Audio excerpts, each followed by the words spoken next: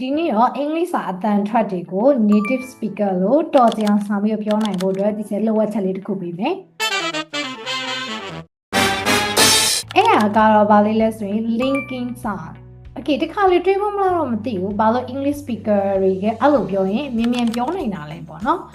ဆိုအဖြေကတော့သူတို့တွေကအတန်ကိုချိတ်ပြီးပြောကြလို့ပါပြောချင်တာက linking sound ပေါ့နော်ဆိုတော့ linking sound မှာဒီလိုက pause မရှိဘူး gap မရှိဘူး smooth ဖြစ်တယ်ပြောချင်တာကကျတော့ရက်သွားတာမရှိဘူးအလယ်မှာဟာနေရမျိုးမရှိဘူး smooth ဖြစ်လေးပြောသွားတဲ့ပုံစံမျိုးပေါ့နော်ဆိုတော့အဲ့ဒါကိုဒီချိန်နဲ့တူတူလိုက်ပြောကြည့်မယ်ဘယ်လိုမျိုးလေးပြောမလဲဆိုရင်ဥပမာဒီချိုစကလုံးလေးတစ်လုံးဖြစ်တဲ့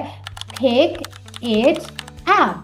So, pick ရဲ့ it ရဲ့ app ရဲ့ကိုဒီချေတို့ကတလုံးချင်းစီခွဲမပြောတော့ဘူးသူ့ကို linking sound လေးနဲ့ပြောမယ်ဆိုလို့ရှိရင် pick it up Okay so အဲ့လိုပုံစံမျိုးလေးနဲ့ပြောမယ်နောက်တစ်ခုက turn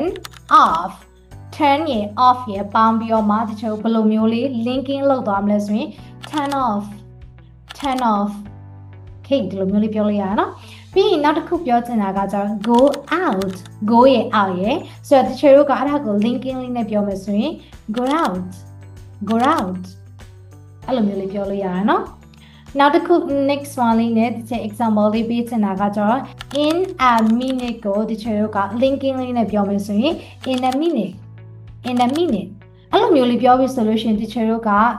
speaker native speaker လို့မျိုးအတန်တွေကိုတစ်လုံးပြီးတစ်လုံးပေါင်းသွားတဲ့အခါအတန်ထွက်လေးတွေက flow တိုင်းလေးတွေမိနေလိမ့်မယ်နော်ပေါ့နော် okay flow လေးမိနေပြီးတော့မှအတန်ကောင်းလေးထွက်လာပါလိမ့်မယ် okay ဆိုတော့ဒါလေးကကိုတက်ချိုးရှိရဆိုရင်အောက်မှာ comments လုပ်သွားပေးပါဒါမှမဟုတ် like and share လေးလုပ်သွားလို့ရပါတယ်နော်ဆိုတော့နောက် video လေးမှာပြန်တွေ့ပါမယ်